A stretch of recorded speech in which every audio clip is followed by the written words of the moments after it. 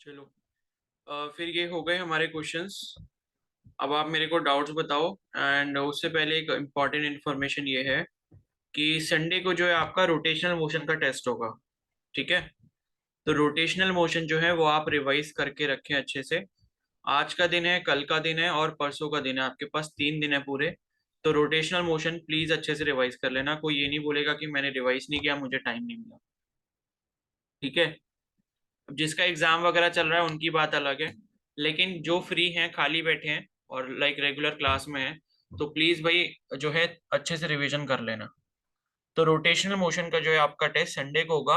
And most probably सुबह को ही हम रखेंगे टेस्ट, लगभग 9 बजे के आसपास। ठीक है।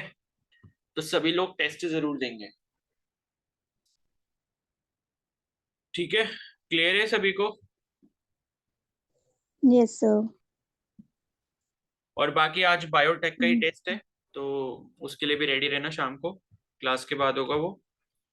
अच्छा, आज मे बी आज शायद शाम को क्लास ना हो पाए, बिकॉज मेरे को बाहर जाना है। एंड अगर लेट हो गया तो मैं इन्फॉर्म कर दूंगा। और अगर क्लास हुई तो 6 बजे होगी। तो जो भी होगा मैं आपको इन्फॉर्म कर दूंगा। ठीक है। अगर क्लास हुई तो टेस्ट उसके बाद होगा, और क्लास नहीं हुई तो टेस्ट फिर आपका वही 6:30 पर होगा। और बाकी जो है आप रोटेशनल मोशन अच्छे से पढ़ लेना। ठीक है। चलो, अब मुझे डाउट्स बताओ जल्दी जल्दी। पहली वाली वर्कशीट खोल लो।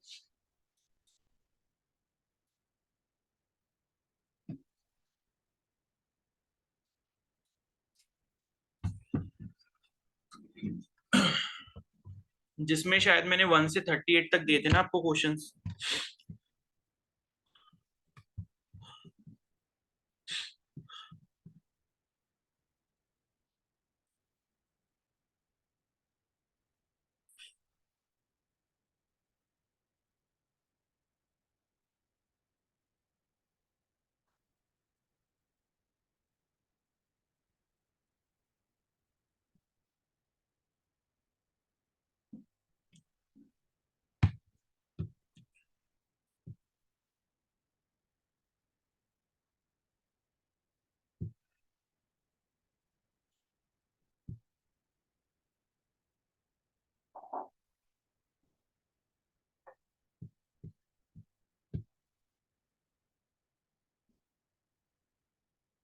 हम्म।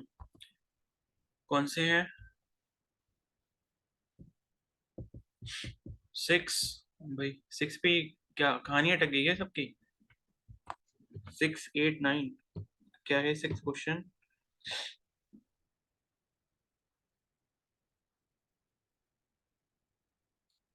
तो 6 है आपका, the graph of Fahrenheit temperature versus Celsius temperature shown below, the correct relation between.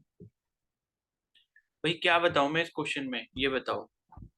क्यों लग रहा है कि ये क्वेश्चन नहीं हो पाएगा, जबकि ये रिलेशन करवाया नहीं है क्या मैंने?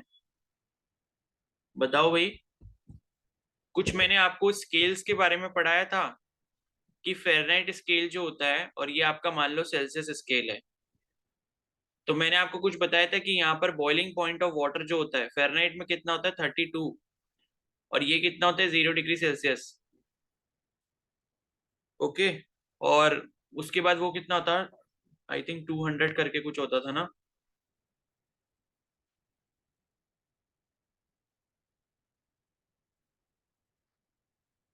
ये देखो, ये आपको कन्वर्जन जो दिखाया था मैंने, 212। 273 नहीं होता भाई, वो तो केल्विन में होता है। फ़ारेनहाइट की मैं बात कर रहा हूँ। यहाँ पे मैंने आपको ये बताया था कि आपका जो फ्रीजिंग पॉइंट होता है वाटर का वो 32 डिग्री फ़ारेनहाइट, 0 डिग्री सेल्सियस होता है। और बॉइलिंग पॉइंट जो होता है वाटर का वो 212 डिग्री फ़ारेनहाइट और क्या होता है, 100 डिग्री सेल्सियस होता है। ठीक है। तो इसमें आपको ये बताना है कि जो आपका टेम्परेचर रिलेशन होता है T2 - T1, मतलब T2 और T1 के बीच में आपको रिलेशन बताना है। तो यहाँ पर हो क्या रहा है कि T1 टेम्परेचर से हमने क्या करा है, T2 टेम्परेचर तक गए हैं डिग्री फ़ारेनहाइट में। और सेल्सियस में हम गए हैं 0 डिग्री सेल्सियस, मतलब 0 से लेके TC तक। ठीक है। तो जब आप इस ग्राफ को देखोगे,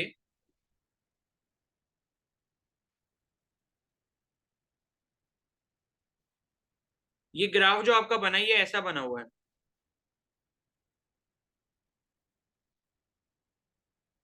यहाँ पर है 0, यहाँ पर है आपका TC, फिर यहाँ पे आपका T1 दिया हुआ है,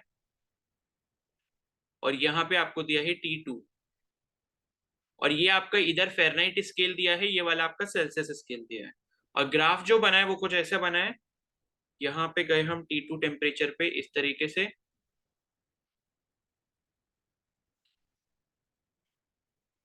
ठीक है, और फिर इस लाइन को हमने क्या करा, मिला दिया ये पर्टिकुलर पॉइंट पे। तो अब आप जब यहाँ पर एक चीज ये देखोगे कि जो T2 वाला टेम्परेचर आपको दिख रहा है जो कि फ़ारेनहाइट में है, ठीक है, तो T2 वाला जो टेम्परेचर है जो कि फ़ारेनहाइट में, मतलब इसी पर्टिकुलर पॉइंट पर आपको दिख रहा है, और TC वाला जो टेम्परेचर दिख रहा है यानी कि जो सेल्सियस में, वो आपको इसी पर्टिकुलर पॉइंट पे दिख रहा है। ओके, तो यहाँ पर आप ये बात बोल सकते हो कि 0 से मतलब यहाँ पर सेल्सियस में गए, और T1 से हम जब T2 में गए हैं, तो यहाँ पर होगा क्या,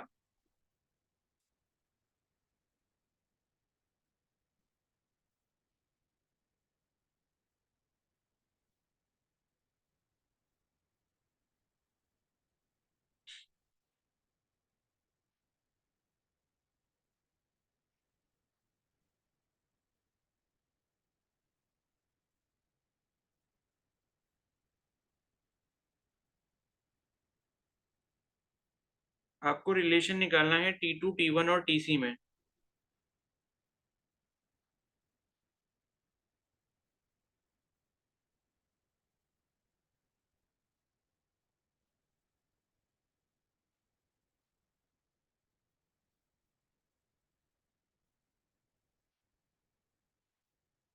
तो इसमें हमें जो है स्लोप का कॉन्सेप्ट इस्तेमाल करना पड़ेगा। तो ये वाली जो आपको लेंथ दी है, मतलब 0 से लेकर TC की जो लेंथ है, ठीक है, इसको अगर आप कैलकुलेट करना चाहो तो कितनी हो जाएगी, TC-0 हो जाएगी। ये जो लेंथ है 0 से TC की, वो आपकी क्या हो जाएगी, TC-0 हो जाएगी, यानी कि फाइनल माइनस इनिशियल। और इसी तरीके से अगर आप ये वाले पॉइंट की लेंथ कैलकुलेट करते हो, अगर मैं इसको क्या करता हूँ, T1 को इधर स्ट्रेट मिला देता हूँ, तो T1 को जब यहाँ पर हम स्ट्रेट मिलाएंगे, तो ये जो पर्टिकुलर पॉइंट है T2 वाला, ये वाली जो आपकी लेंथ हो जाएगी, कितनी हो जाएगी, T2 - T1 के बराबर हो जाएगी, यानी कि जो आपका हायर टेम्परेचर है माइनस लोअर टेम्परेचर। तो ये जब आप निकालोगे तो ये वाली जो साइड है, मतलब उसकी लेंथ आपको मिल जाएगी टेम्परेचर के टर्म्स में, ठीक है। तो ये आपका T2 - T1 हो गया। और इसी तरीके से अगर हम ये बोल देते हैं कि यहाँ पर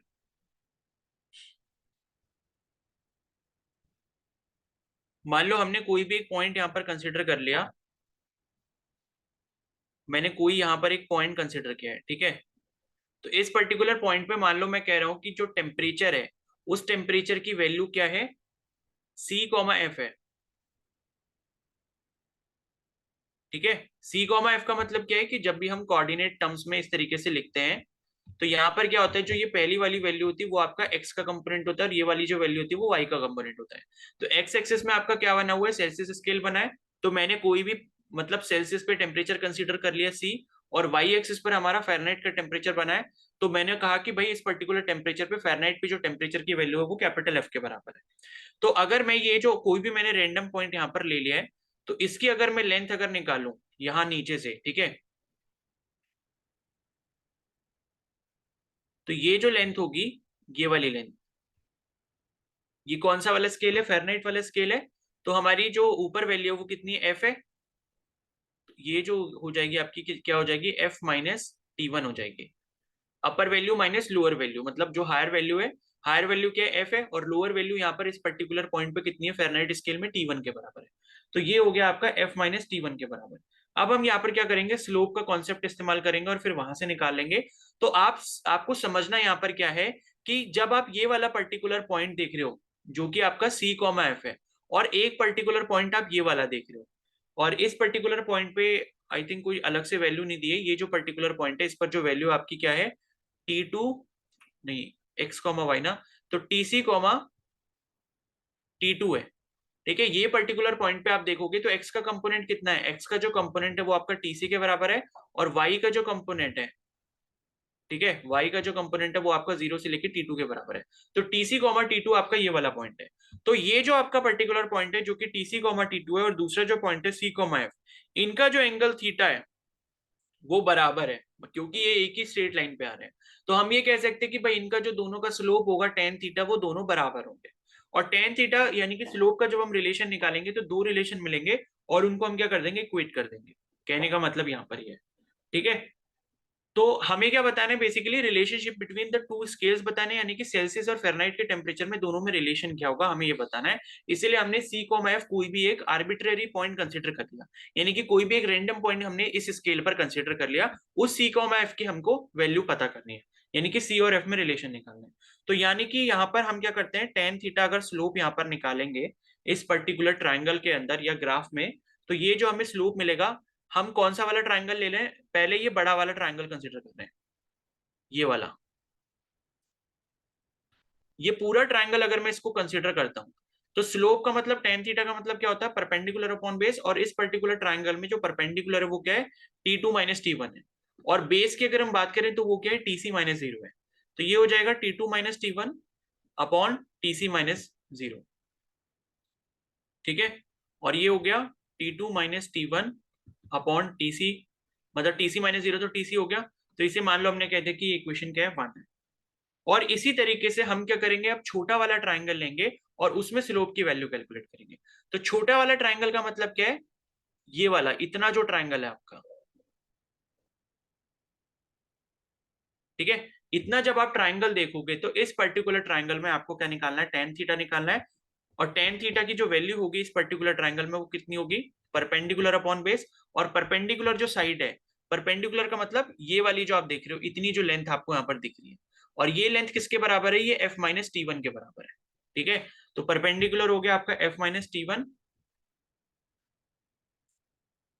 अपॉन बेस की अगर हम बात करें तो बेस आपका ये है, ये वाला।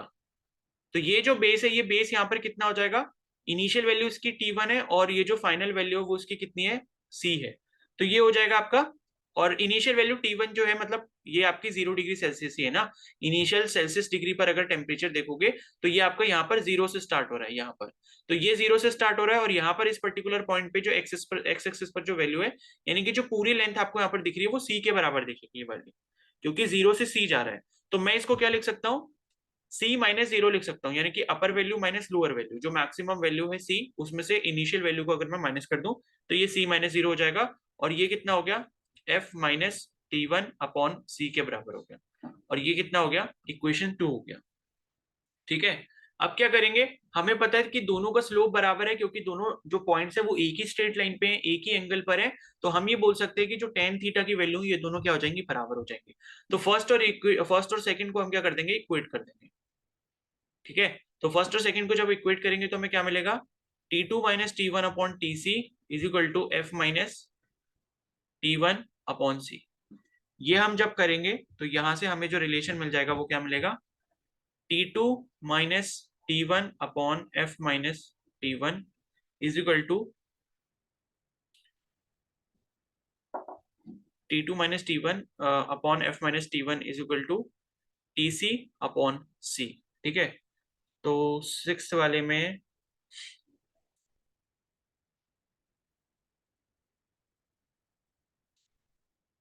T2 minus T1। ठीक है, तो ये आप क्या करोगे, अगर आप इसका रेसिप्रोकल कर दो, तो ये रेसिप्रोकल हम करेंगे तो ऐसा हो जाएगा, F minus T1 upon T2 minus T1 is equal to C upon TC। ठीक है, और ये जो है ऑप्शन में आपको दिया हुआ है, ऑप्शन बी दिया है। तो ये जो रिलेशन है ये आपको C और F में मिल जाएगा, क्योंकि हमें जो रिलेशन ढूंढना था वो ये F और ये वाले C में ढूंढना था। और किस किस के टर्म्स में, T1 TC और T2 के टर्म्स में, क्योंकि वो आपको ग्राफ में दिए हुए हैं। तो ऐसे करके आप एफ और सी में रिलेशन निकाल सकते हो, दोनों आपके जो टेम्परेचर स्केल है उसमें रिलेशनशिप इस ग्राफ के अकॉर्डिंग ये वाला होगा। ठीक है, मेरे को लगा था कि वो 32 और 220 218 वाले से करना है, लेकिन इसमें वैल्यूज जो है वो आपको दी नहीं है, और T1 T2 के टर्म्स में आपको निकालना है तो आप ऐसे करोगे। ठीक है, तो ग्राफ की हेल्प से आपने क्या करा, दोनों के स्लोप को बराबर कर दिया। आपने क्या लिया, कोई भी एक बीच में रेंडम पॉइंट ले लिया जिसकी वैल्यू किसके बराबर है, जिसकी वैल्यू C, F के बराबर है, यानी कि उस पर्टिकुलर पॉइंट पे सेल्सियस में वैल्यू C है और फेरनाइट स्केल में वैल्यू F है। तो वो C, F ले लिया, उसका tan थीटा निकाला स्लोप, और एक पॉइंट जो आपके पास पहले से ऑलरेडी अवेलेबल था जो कि TC, T2 था, उसका आपने स्लोप निकाला। तो यहां से आपने दोनों स्लोप को बराबर कर दिया और इससे क्या होगा, आपको C और F में रिलेशन मिल जाएगा। ठीक है, आगे समझ ये वाला। Yes sir. Yes sir. ठीक है, तो अब 6 के बाद कौन सा है, 8 और 9।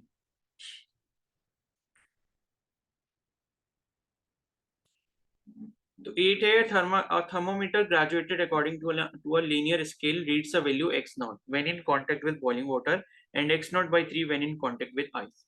What is the temperature of an object in degree Celsius? This thermometer in contact with the object reads x naught by 2। ठीक है, तो ये तो कर सकते हो आप।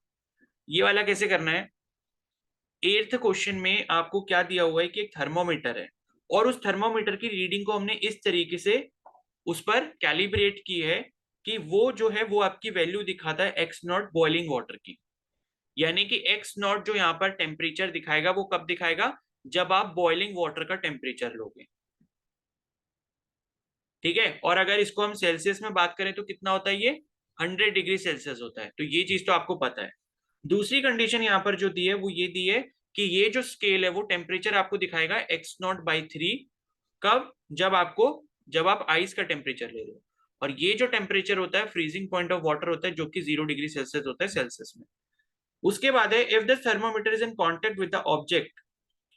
ठीक है, तो आपको एक्स नॉट बाय 2 का टेम्परेचर मिलता है, और इसको आपने बताना है कि डिग्री सेल्सियस में ये कितना होगा। तो आप इसको कैसे कर सकते हो भाई, जैसे अभी मैंने आपको ऊपर दिखाया था ना कि ये फेरनाइट स्केल होता है, ये सेल्सियस स्केल होता है, ये सेल्सियस है, ये फेरनाइट है। इसका जो बॉइलिंग आपका पॉइंट होता है क्या होता है, 0 डिग्री सेल्सियस, और इधर क्या होता था, 32 डिग्री फेरनाइट होता था। ठीक है, और इसी तरीके से इधर मान लो 100 डिग्री सेल्सियस का बॉइलिंग पॉइंट होता था, और ये इसका फ्रीजिंग पॉइंट था 0 डिग्री सेल्सियस, और 100 डिग्री सेल्सियस क्या हो गया, बॉइलिंग पॉइंट हो गया। और यहाँ पे आपका कितना होता है, 212 डिग्री फेरनाइट होता है। तो हम इसको करते कैसे हैं कि भाई यहाँ पर ये जो डिफरेंस है 212 और 32 के बीच में कितने टोटल डिविजन होते हैं, 180 डिविजन होते हैं, और यहाँ पे टोटल डिविजन कितने होते हैं, 100 डिविजन होते हैं। तो हम इसको ऐसे करके कर लेते हैं कि भाई जो 180 डिग्री फेरनाइट के डिवीजन है वो आपके किसके बराबर है, 100 डिग्री ऑफ सेल्सियस के डिवीजन के बराबर है। ठीक है, तो हम इसमें जो रिलेशन निकालते हैं वो कैसे रिलेशन निकालते हैं, ऊपर मैं आपको दिखाता हूं यहाँ पर।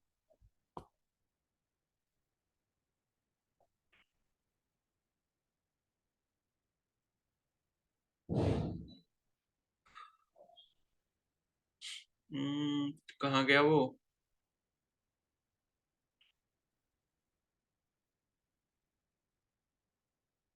देखो ये लिखा है ना, 32 डिग्री फ़ारेनहाइट, 212 डिग्री फ़ारेनहाइट, 0 और 100।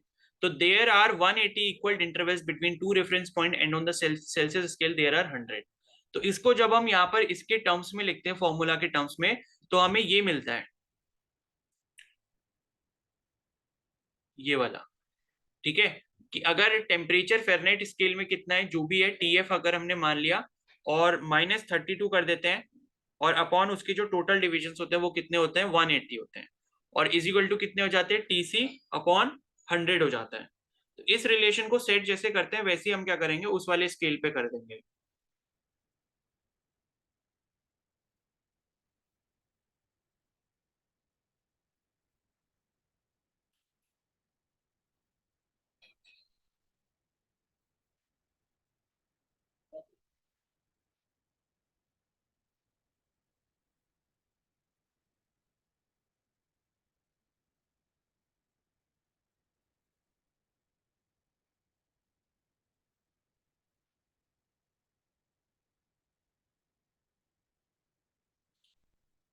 ठीक है, तो अब इसको कैसे करना है,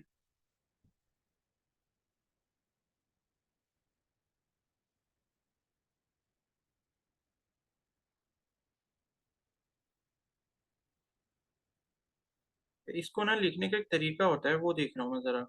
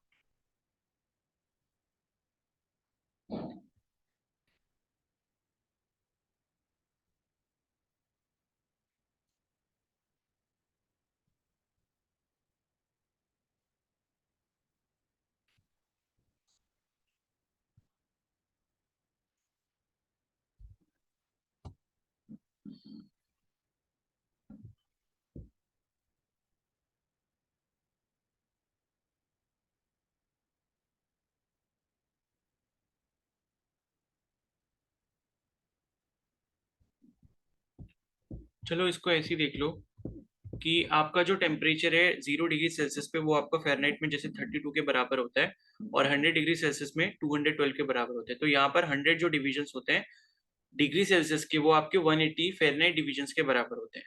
ठीक है, तो इसमें जो हम आई थिंक टेम्परेचर कैलकुलेशन करते हैं वो कुछ ऐसे करते हैं कि इसका जो बॉइलिंग पॉइंट है वाटर का सेल्सियस में, और अगर हम इसका फ्रीजिंग पॉइंट देखते हैं सेल्सियस में, और उसमें जो टोटल डिविजन्स होते हैं वो कितने होते हैं, मान लो 32 होते हैं, नहीं 100 होते हैं। ठीक है, और ये आपका बराबर होता है 212 माइनस 32 डिग्री फ़ारेनहाइट अपॉन इसके जो टोटल डिवीजन होते हैं वो 180 होते हैं। तो इसी को यूज करके जो अभी हमने एक फॉर्मूला देखा था,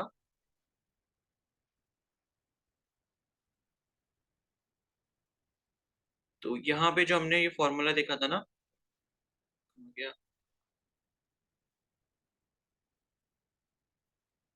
T F minus 32 divided by 180 is equal to T C by 100। ठीक है, तो ये इस रिलेशन को हम यूज कर सकते हैं। जैसे टी एफ क्या हो गया, कोई भी हमने टेम्परेचर ले लिया किस पे, फ़ारेनहाइट स्केल पे, और उसमें से हम क्या माइनस कर रहे हैं, उसका फ्रीजिंग पॉइंट माइनस करा, और टोटल नंबर ऑफ डिविजन कितने, 180। और इसी तरीके से टी सी यानी कि टेम्परेचर एट सेल्सियस स्केल हो गया, माइनस क्या करा, ये फ्रीजिंग पॉइंट करा आइस का, और अपॉन कितना हो गया, 100 हो गया। तो यही जो मतलब फॉर्मूला ऐसे करके हमने बनाना है। तो यहाँ पर आपको जो क्वेश्चन दिया है उसमें आपको जो वैल्यूज दी हैं उसको हम क्या करेंगे, ऐसे ही सब्स्टिट्यूट कर देंगे। तो यहाँ पर कैसे करेंगे कि जैसे यहाँ पर हमने अभी जो फॉर्मूला देखा वो क्या था कि T F minus 32 upon 180 is equal to T C minus 0 upon 100। तो अगर हमने क्या यहाँ पर क्या निकालना है, रिलेशन नहीं, एक्स नॉट बाई 2 का रिलेशन निकालना है हमने सेल्सियस में। तो यहाँ पर हम ऐसे कर सकते हैं कि टेम्परेचर जो हम यहाँ पर एक्स स्केल में ले रहे हैं, ठीक है, और वहां पर जो आपका क्या है, फ्रीजिंग पॉइंट है आइस का, वो है आपका एक्स नॉट बाई 3।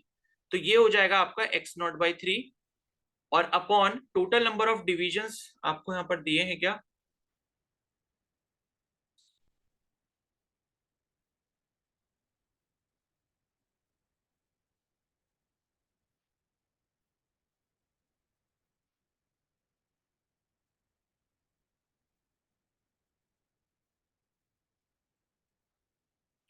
ठीक है, टोटल नंबर ऑफ डिवीजन जो है वो हम x nought minus x x nought by 3 से निकाल सकते हैं।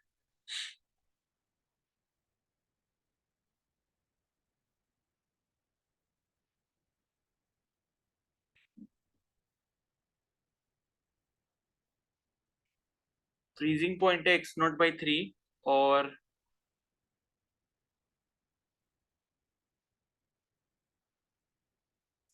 हाँ ठीक है, तो इसके अगर हमें टोटल नंबर ऑफ डिवीजन निकालने तो वो हम कैसे निकालेंगे, क्योंकि बॉइलिंग पॉइंट आपको कितना दिया है, एक्स नॉट दिया हुआ है, और फ्रीजिंग पॉइंट दिया है आपको एक्स नॉट बाई 2। तो ये जो हो जाएगा वो हो जाएगा, मतलब फ्रीजिंग पॉइंट दिया एक्स नॉट बाई 3। तो यहाँ पर जो आपका ये हो जाएगा, मतलब टोटल नंबर ऑफ डिवीजन निकालने वो आपके x nought minus x nought by 3 हो जाएंगे। ठीक है, क्योंकि जब हम फ़ारेनहाइट स्केल में देखते हैं तो फ़ारेनहाइट स्केल में टोटल नंबर ऑफ डिवीजन 180 हम कैसे निकालते हैं, जब 212 में से हम 32 को माइनस करते हैं।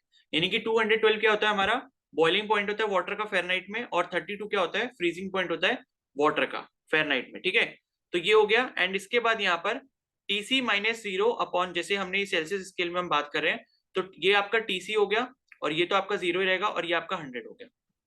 और अब आपने इस रिलेशन को इस्तेमाल करके ये जो टी एक्स दिया है, यानी कि टी एक्स आपके लिए क्या है, एक्स नॉट बाई 2 है, तो एक्स नॉट बाई 2 की जो वैल्यू है वो आपको निकालनी है सेल्सियस के टर्म्स में। तो ऐसे हमने क्या करा, यहाँ पर फॉर्मूला डिराइव कर लिया। ठीक है, तो ये हो गया आपका formula, T x minus freezing point कितना है, एक्स नॉट बाई 3 है, तो ये हो गया x nought by 3। Total number of division कितने हो गए, एक्स नॉट बाई 3, नहीं x nought minus x nought by 3 ना, x nought minus x nought by 3 is equal to temperature in Celsius minus 0 upon 100। ठीक है, तो माइनस 0 मतलब ये क्या है, फ्रीजिंग, ये फ्रीजिंग पॉइंट ऑफ वाटर है, और उसी तरीके से यहाँ पर ये जो एक्स नॉट बाई 3 है ये भी आपका फ्रीजिंग पॉइंट ऑफ वाटर है, और ये जो है 100 डिविजन्स क्या होते हैं, ये आपके डिविजन्स होते हैं कहाँ से, बॉइलिंग पॉइंट से लेके फ्रीजिंग पॉइंट तक। तो बॉइलिंग पॉइंट क्या होता है, 100 डिग्री सेल्सियस होता है, और वो क्या होता है आपका 0 डिग्री सेल्सियस होता है फ्रीजिंग पॉइंट। तो इनके बीच में डिफरेंस आपने कैसे निकाला, 100 माइनस 0 करके निकाला। तो इसी तरीके से अगर आप ये एक्स नॉट वाले स्केल पे निकालते हो, तो एक्स नॉट वाले स्केल पे मान लो मेरे को कोई भी टेम्परेचर की वैल्यू फाइंड करनी है जिसको मैंने टी एक्स बोला है, तो उसमें से आप उसका क्या करोगे, एक्स नॉट वाले का जो फ्रीजिंग पॉइंट है जो कि एक्स नॉट बाई 3 है उसको आप माइनस करोगे, और नीचे अगर टोटल नंबर ऑफ डिवीजन निकालने हैं तो मतलब हम क्या करेंगे, इसका जो बॉइलिंग पॉइंट होगा वाटर का, जो कि आपको एक्स नॉट वाले स्केल में एक्स नॉट दिया है, और उसका जो फ्रीजिंग पॉइंट है वो आपको एक्स नॉट बाई 3 दिया है, तो ये आपका जो फॉर्मूला है ये हमने ऐसे डिराइव कर लिया। अब हमें जो वैल्यू निकालनी है यहाँ पर वो किसकी निकालनी है, जब आपका एक्स स्केल पे जो स्केल आपको रीडिंग शो करता है वो कितनी करता है, एक्स नॉट बाई 2 करता है, तो इस पर्टिकुलर टी एक्स की जगह हम क्या रख देंगे, एक्स नॉट बाई 2 रख देंगे, तो ये यहाँ पर एक्स नॉट बाई 2 हो गया माइनस एक्स नॉट बाई 3 हो गया upon x nought minus x nought by 3 ये हो गया, is equal to TC minus 0 upon 100। और अब हमें ये टीसी की वैल्यू कैलकुलेट करनी है, ठीक है, तो वो हम कर सकते हैं अब यहाँ पर, तो x nought by 2 minus x nought by 3 जब हम करेंगे upon x nought minus x nought by 3 is equal to क्या हो गया, टीसी बाई 100 हो गया, ठीक है। तो ऊपर वाला जब हम फ्रैक्शन सॉल्व करेंगे तो हमें एलसीएम कितना मिल जाएगा, 2 3 जा 6 हो गया, और ये हो गया 3x nought minus 2x not हो गया, अपॉन नीचे वाला जो फ्रैक्शन है तो ये हो जाएगा 3x nought minus x nought upon 3 is equal to क्या हो जाएगा, टीसी अपॉन 100 हो जाएगा, ठीक है। अब इसको फ्रैक्शन को हम मल्टीप्लीकेशन में ले आएंगे, तो 3x nought minus 2x not तो आपका x नॉट के बराबर हो गया, और ये हो गया नीचे 6, और मल्टीप्लाई जब करेंगे तो नीचे वाला फ्रैक्शन क्या हो जाएगा, रेसिप्रोकल हो जाएगा, तो ये 3 हो जाएगा, और ये 3x माइनस एक्स नॉट जो है वो आपका 2x नॉट के बराबर हो जाएगा, और ये हो गया टेम्परेचर इन सेल्सियस अपॉन 100, ठीक है। तो अब ये जो एक्स नॉट है और ये वाला एक्स नॉट है ये कैंसिल हो जाएंगे, 3 1 जा 3 3 2 जा 6 हो गया, और नीचे ये कितना बचा, 2 इंटू 2 बचा, तो ये हो गया 1/4 is equal to TC upon 100। तो टीसी की अगर हम यहाँ पे वैल्यू निकालते हैं तो वो कितनी हो जाएगी, 100/4 हो जाएगी, यानी कि 25 डिग्री सेल्सियस। तो टेम्परेचर जो आपका सेल्सियस में आया कितना आ गया, 25 डिग्री सेल्सियस आ गया, और ये आपका आंसर है। तो ये ऐसे करना था, ठीक है। तो अब लाइक ऐसा क्वेश्चन आ भी सकता है कि आपको कोई दूसरा टेम्परेचर स्केल दिया हो, तो आपको बस करना क्या है कि जैसे अगर वो रिलेशन पूछेगा तो सेल्सियस से फ़ारेनहाइट से रिलेशन पूछेगा, क्योंकि केल्विन का तो आसान होता है निकालना, तो सेल्सियस से फ़ारेनहाइट में जब भी पूछेगा तो आपको करना क्या है कि टी सी जो है माइनस आप क्या करोगे, ये आपका क्या हो गया, फ्रीजिंग पॉइंट हो गया किसका, आइस का डिग्री सेल्सियस में, upon total number of division अगर आपको निकालने हैं, तो जो आपका टेम्परेचर होता है मतलब सेल्सियस स्केल में किसका, बॉइलिंग पॉइंट का, तो मैं यहां लिख भी देता हूं इसको, boiling point minus freezing point किस में होगा, ये सेल्सियस में होगा, इज इक्वल टू जो दूसरा आपको स्केल दिया होगा, मान लो कोई वाई स्केल दिया है, ठीक है, जिसमें वाई रीडिंग्स आ रही है, तो वो आपका टेम्परेचर अगर आपको वाई पर निकालना है, और उसका जो फ्रीजिंग पॉइंट है वो आपको यहाँ पर देखना होगा, freezing point on Y scale upon यहाँ पर क्या होगा, boiling point minus freezing point on Y scale.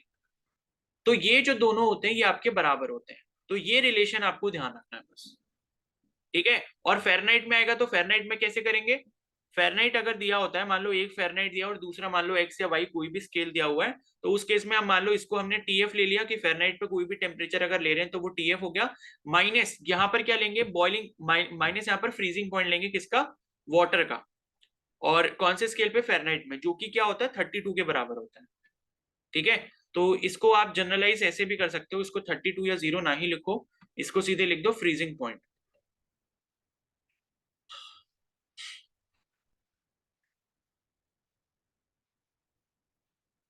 ये फ़ारेनहाइट स्केल की बात हो गई, और इधर मान लो कोई भी आपको एक्स टाइप का स्केल दिया है या वाई टाइप का दिया है, तो ये T Y minus freezing point at Y scale upon boiling point minus freezing point of Y scale,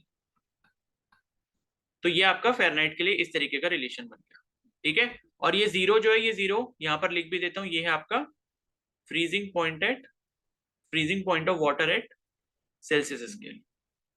तो बस ये रिलेशन आपने इस्तेमाल कर लेना है, और जो भी वैल्यू आपको एक स्केल से दूसरे स्केल में चेंज करनी होगी वो आप यहाँ से ऐसे कैलकुलेट कर लोगे, ठीक है। आगे समझ में ये वाला, yes sir. Yes sir. Yes, sir.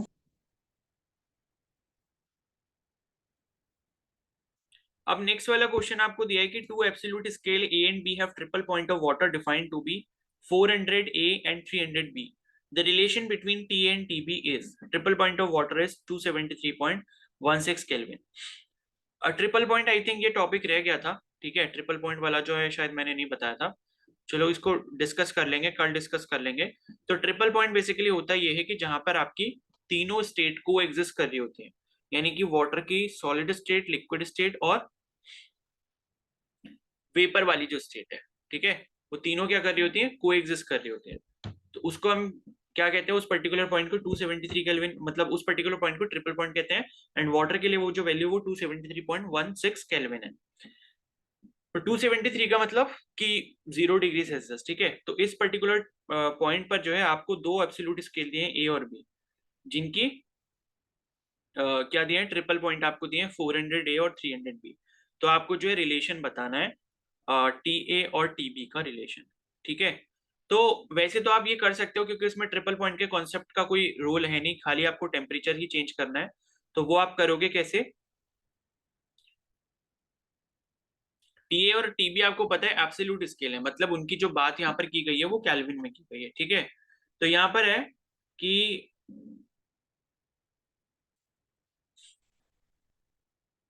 तो मतलब आपको दो स्केल्स दिए गए हैं. ठीक है, आपको एक ए वाला स्केल दिया हुआ है और एक आपको बी वाला स्केल दिया हुआ है.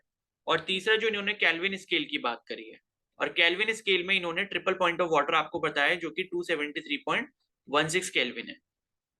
ठीक है, और इन्होंने ये बोला है कि जो भाई 400 ए है और 300 बी है, यही क्या है, आपके ट्रिपल पॉइंट है. आई थिंक ये ऐसा ही कुछ बोला है ना इसमें.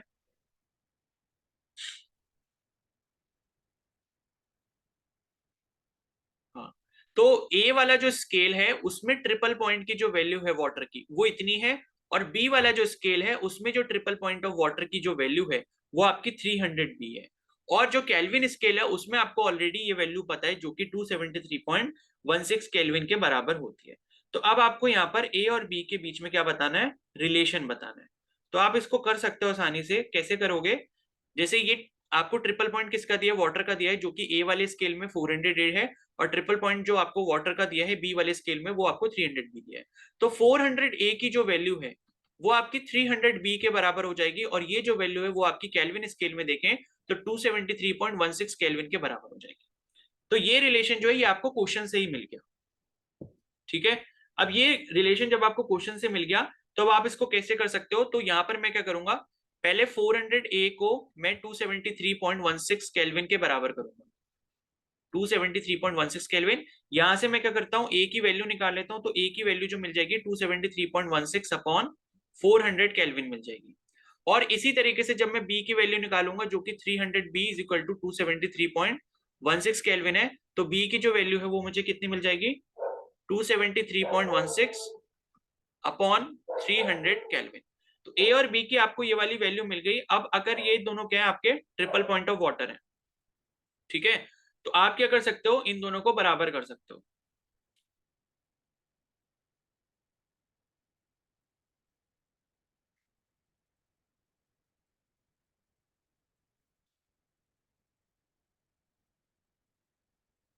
ठीक है, तो ये के हो गया और ये आपका,